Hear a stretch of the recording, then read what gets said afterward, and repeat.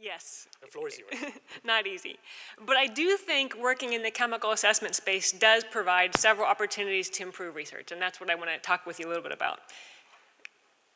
Okay, so the views are mine. They're not US EPA's, and in terms of funding, the only funding I get is through my salary by being a US EPA employee.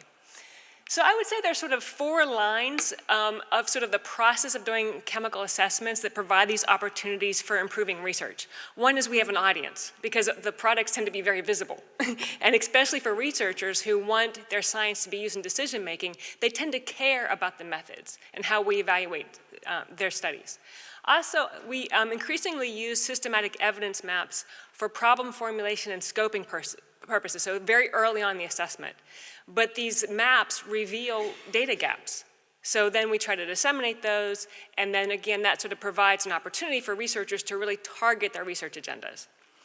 Another is anybody who's done assessments, you know that the process of summarizing somebody else's methods and results is very time-consuming, it's tedious, it's costly.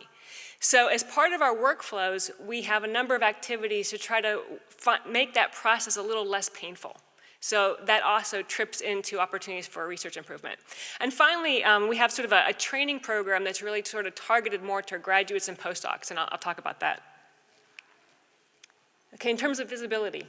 So I'm going to be talking about a program called the Integrated Risk Information System. This is a program that I direct. It's probably one of the most high-profile chemical assessments in the world. In some ways, so I'm going to be referring to it because I'm very familiar with it, but in some ways it's a surrogate. So many chemical assessments, whether they're done by IARC, whether they're done by other US agencies, have similar visibilities, but I'm going to be referencing this one as a surrogate. So what IRIS assessments do is 2 things. One is they look at evidence to determine whether there's a human health hazard. So it's more of a qualitative association. And then if there is evidence of a hazard, to do the next step, which is try to identify dose levels at which we should be concerned about. And then these dose levels are things that sort of, are used by decision makers as they make decisions about whether to clean up or sort of how to mitigate the exposure. So our assessments use systematic review methods, and we're talking about applying those methods to human epidemiology evidence, although we do get controlled trials sometimes. Experimental animal evidence, so there's a lot of overlaps with the conversations we've had on preclinical animal studies. In vitro evidence, and even in silico. So the span of our assessments is everything from chemicals that have a lot of evidence, including a lot of human, to where the only thing you have is a model. And still that information needs to be used by decision makers. So IRIS assessments are produced by the Office of Research and Development, EPA. So they're technical documents. And it's not until they're used by a program office in decision making they have any real impact.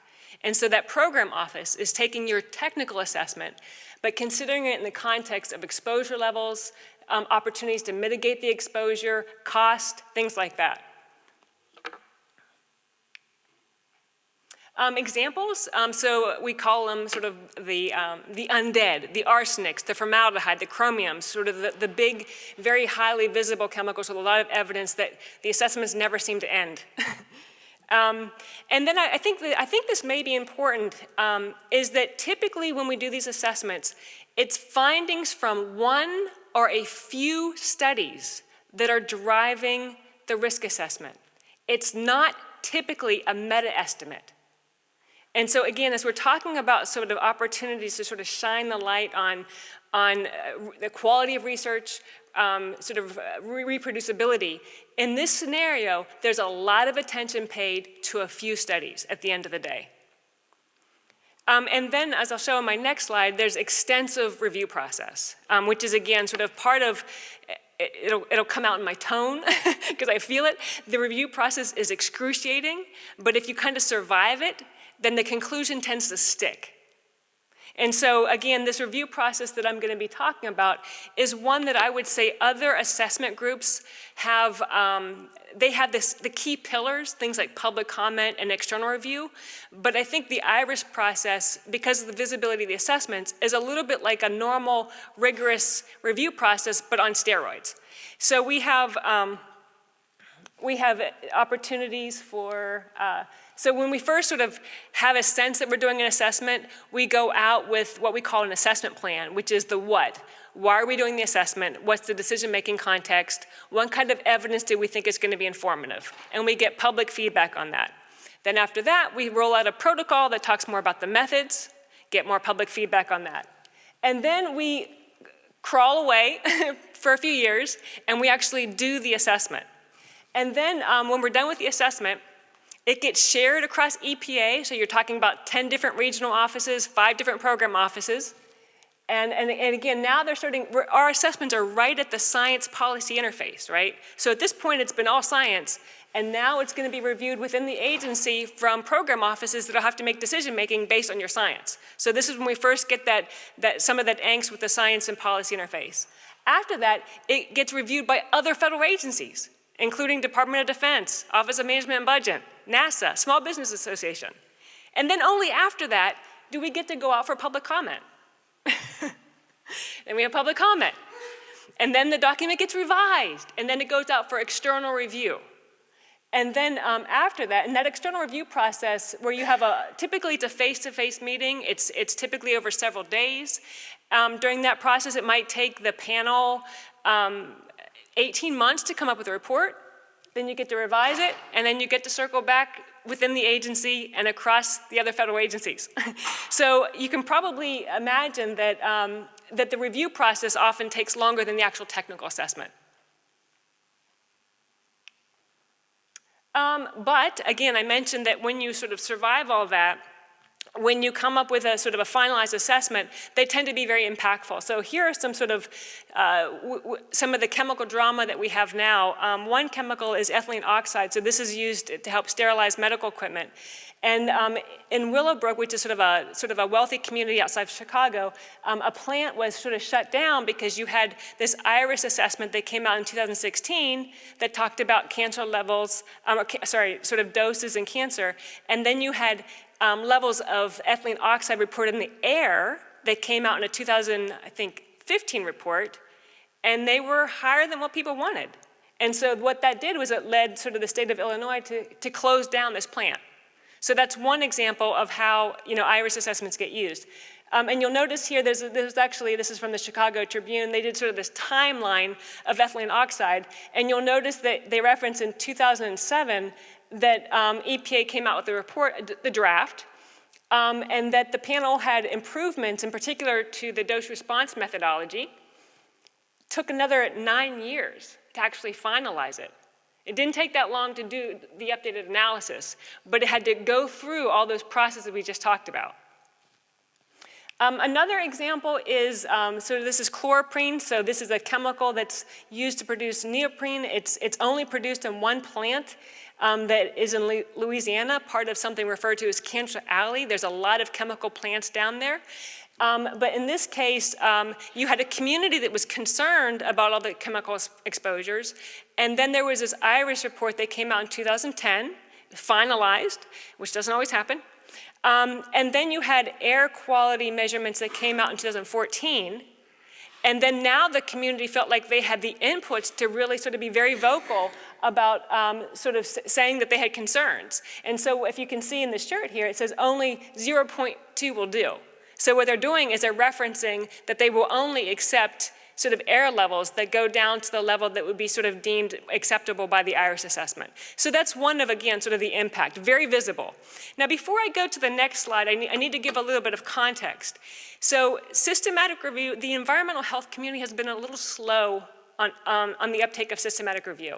It's only probably been within the last 10 years. And even then, it was pockets. So there was a group at the University of California in San Francisco, not a government agency, but an academic group that was probably one of the first. Then you had pockets of government agencies. This particular program came under intense pressure to adopt systematic review in 2017, but only recently did it. So we actually now only have one out that's systematic review. So, but during that timeline, there's been a lot of attention. So has IRIS implemented systematic review? It's in congressional budget language, when there's been congressional testimony where congressional staff are asking about it. So systematic review has become a very visible thing in the chemical assessment space. And as well as we've been sort of getting feedback on our methods, for example, going to the National Academy of Science, what we're finding out is that it's not just regulators, it's not just industry who's interested in how we're applying systematic review, it's academic researchers. It's academic researchers because they know, with the visibility, and they're interested in creating science that gets used in decision making, they're very interested in the methods. And so here's an example of sort of our current public face of study evaluation. So what you see here is sort of more of a kind of a heat map. In this case, you're looking at, what are you looking at? These would be sort of a collection of epidemiology studies, but what we do is we make this available in our reports, and then you can sort of click on here to click to see more kind of interactive display, and you see the rationales. So we're finding that this presentation format, which is very different than what IRIS would have done a few years ago, is much more specific, and it's helpful to the researcher to understand more specifically what we want. And so, again, during the course of onboarding systematic review, I get a lot of invitations to give talks to researchers because they don't want their studies to look bad in this kind of approach. So that's one opportunity. Another is systematic evidence maps. So we would define them as pre-decisional analyses that compile and summarize the information using systematic review methods, but they don't reach assessment conclusions. So we use those for problem formulation and scoping. It tells us how big or little the assessment has to be, what kind of experts. And we also try to sort of disseminate those early in the process of doing an assessment because we think it's helpful to the researchers because it reveals data gaps. In our systematic evidence maps, it's not just systematic review methods applied to sort of journal databases. We do try to find information, if we can, that might be sort of not a full study report, might be confidential business information, and there might be not so much we can do to describe the findings, but we can acknowledge that it exists. And then we try to disseminate these in sort of interactive, accessible reports. So here's an example of one that we're doing on a class of studies called, they're referred to as PFAS, which stands for polyfluoroalkyl substances. You might have heard of PFOS and PFOA. These are two members of this class, which is actually like thousands. There's thousands of chemicals in this class. But anyway, so we're doing a systematic evidence map. In this one, it was looking for 190 of these chemicals. And so what you see here is the results of our searching and sort of a highest level of summarizing what's, in this case, you're looking at a module that summarizes the animal evidence. In this link, if you clicked over that tab, you would see the human evidence. But you're seeing a high-level description of what kind of model systems were there, what were the exposure treatments like, the citations. And then if you sort of click on it, then let's say I want to sort of look for one particular chemical, then I can sort of see what's available for that specific chemical. And in this one, it happens to be one that there's only, looks like one study, and it's acute. So it was probably a study designed to look at a dose that was sort of caused acute mortality. So in the context of an IRIS assessment where we're looking at chronic, we're deriving toxicity values for chronic exposure, this is not particularly helpful. But again, I think you can probably envision that if you share this with the research community early on, then the researchers kind of know what the data gaps are, and then especially in cases where you have an abundance of animal evidence, then hopefully you've done something that helps reduce sort of unnecessary animal testing. Here's another example. This one is for one specific kind of PFAS, perfluoroheptanoic acid. This is looking at human epidemiology studies. And so the issue here was that, okay, one is there were studies, that's not always the case. And there were studies that sort of found things, studies that reported null results. There were some that couldn't detect the chemical, so they really couldn't do sort of a health-based analysis. I would call this, in the context of the number of human studies that we often have access to, this would be sort of a higher end. It's a higher end. It's not an arsenic or formaldehyde, but it's a higher end. But we did a sort of very targeted analysis of the exposure domain. In environmental human studies, if there's one issue that tends to make a study not helpful for hazard, not helpful for dose response, it's the exposure. Because we're not talking about intentional treatments that we can measure, right? And so typically analysis of the exposure is sort of very indirect. And so what we've done is when we do these evidence maps for the epidemiology, we'll often do a very targeted analysis of that exposure domain. So what you're seeing here is we've broken it out by sort of the exposure measurement method. In this case, did they use a good sort of analytical method? Many of the studies did. In this case, many of the analysis was done by the Center for Disease Control and Prevention, so sort of gold standard of chemical analysis. We also looked at study sensitivity. In this case, we were, if a study didn't find detectable levels, then clearly it's not going to be a study that's helpful for assessing an association with a hazard. And then finally, though, and this is probably most important, is that we asked the ability, how could we use the exposure metric?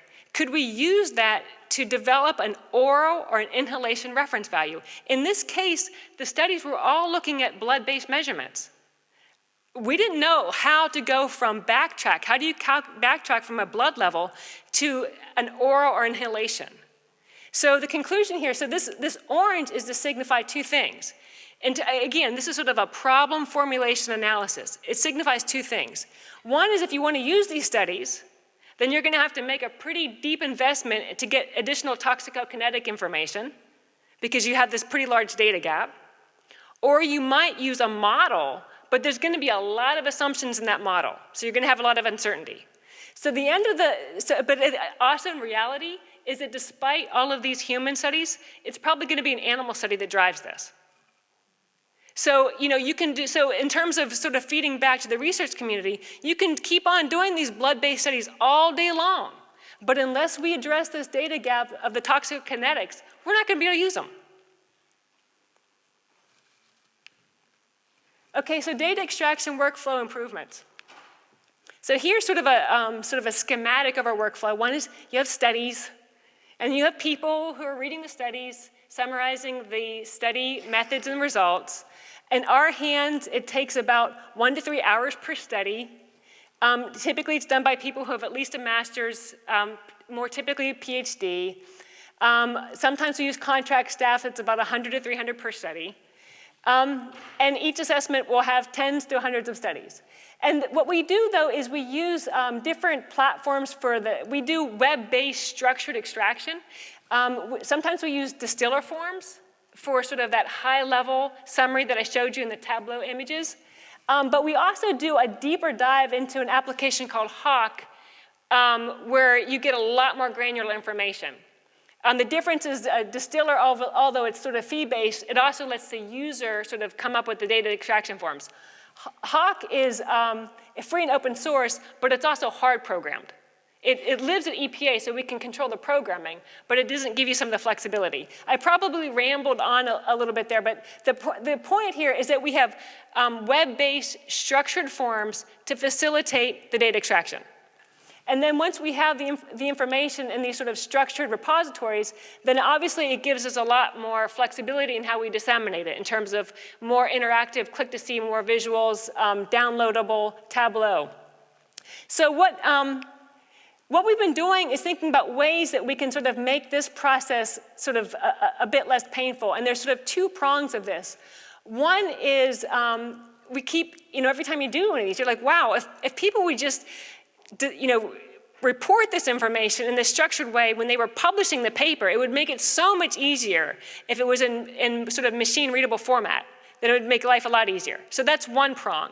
And then we're very interested in any activity that is really thinking about how do we fundamentally change the publication process to be something different. I mean, do we really think in 50 years that we're going to be reporting information the way that we are now?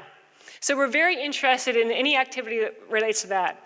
We also have a pretty deep investment, and I'm not going to be talking about this today, in the use of natural language processing to extract information from full text. And that's kind of an exciting space. It's felt kind of conceptual, but just, I would say, over the last year, there are enough sort of beta tools available that we can begin to actually do. So that's quite exciting. But going back to the first one, we did is, it actually kind of started out as a joke, is what would happen if we would take people who don't do assessments, who don't structure, and just ask them to sort of, can you just summarize your study in HAWK? And again, we sort of used HAWK in this case because it was convenient. We could provide technical support. So we did this pilot study, and we wanted to try to sort of see if we could model and find out how feasible, how willing would authors be to do this process. And so we had 8 people do it. We wanted 10. The next slide will say it was really hard to get the people. It was hard to get to the people. Again, we used HAWK for convenience because we had access to it. We knew we could provide the technical support.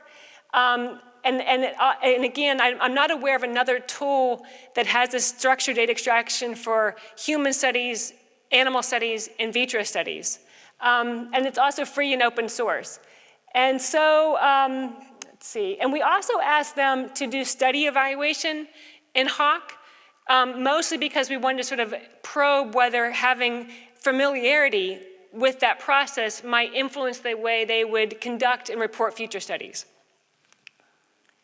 So I haven't talked much about HAWK, but so here's an example. So when you have that information in HAWK, and you're looking at animal evidence here. So you're looking at effect-sized animal evidence. And you're looking at, in this case, thyroid hormone. But the point is that you're looking at findings from across the study.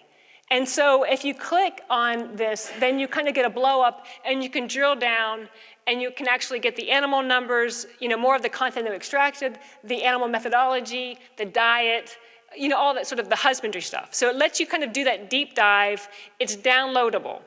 So this is kind of, as part of this pilot, we wanted to first see how somebody who doesn't do this professionally, how they might tolerate this, and then circle back to them and sort of say, well, okay, now that you've done this, we realize it was painful, but what happens if it actually facilitates your ability to look at patterns of findings from across studies? Can you see the value in that? So that was sort of a part of the pilot. Oh, and I forgot to say that if you sort of do other things like, in this case, click on the study name, then you get access to the study evaluation. And if you click on a cell, then you sort of see the rationale underpinning the study evaluation judgments. And then here's kind of what the extractor sees. So they see the field with instructions.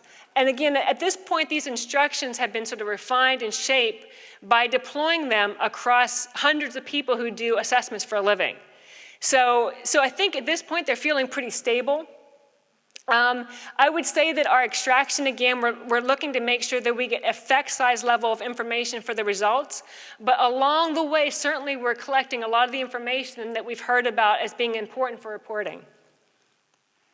And sort of downstream with HAWK, we do envision this being a sort of a tool to help us take advantage of natural language models for data extraction, as well as to help develop high quality training sets for model development.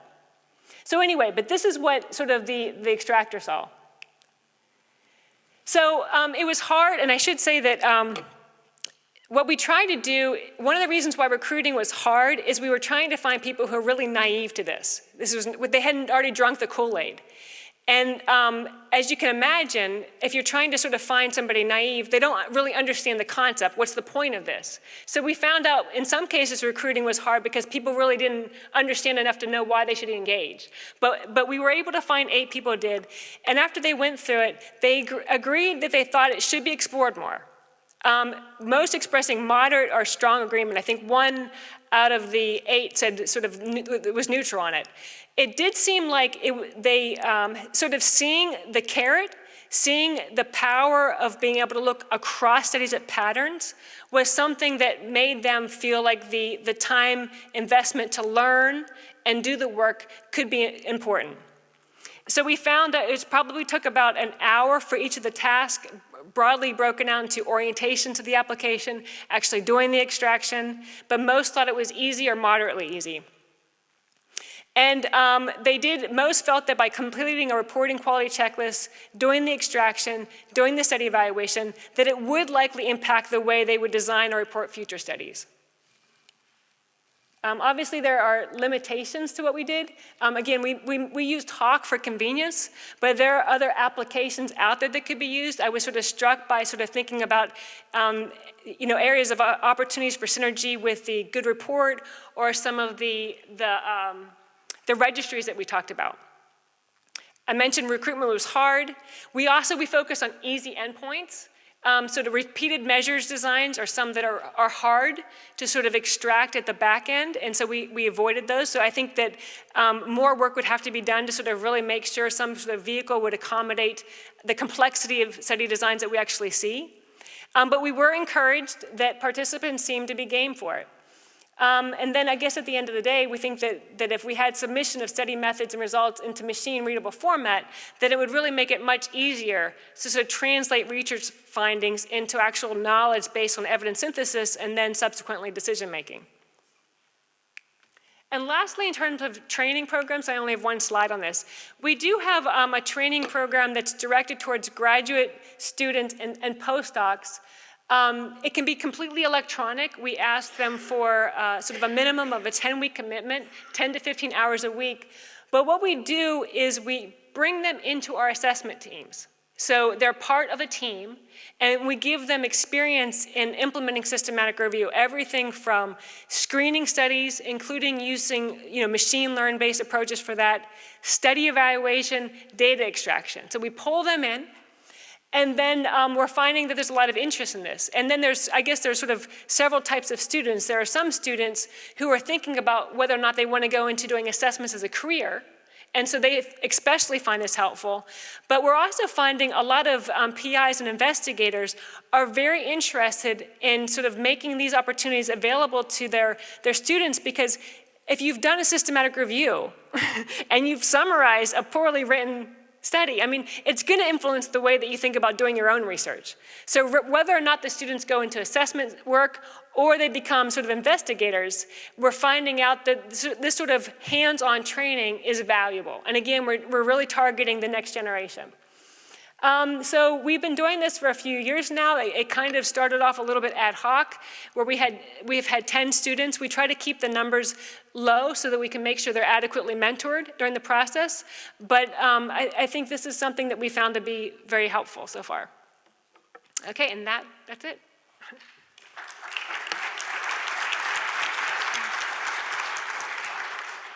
Thank you so much. I'm immensely impressed by what you're doing there. I think we have time for 1 or 2 questions, max. Yes, please. You have to push the button. Turns red, right? Oh, hi. Hello, Dr. Thayer. Thank you so much for the presentation. I'm actually I'm American, but I'm a graduate student here in Germany in toxicology, so I learned a lot of things that I think will be very useful in my career here. And I would just like to ask, the systematic evidence map looks really, really useful and practical, and I think probably every toxicology research group in the world should be looking at this. Is this available publicly, or do we have to subscribe? Yeah, it can be. Right now, sort of the link is available. We're writing up the written report. So the report, a public-facing report, won't be available until later this year, but happy to sort of share the interactive graphic, happy to sort of have conversations about how we collected information to create it. All right, great. Thank you so much. Mm-hmm.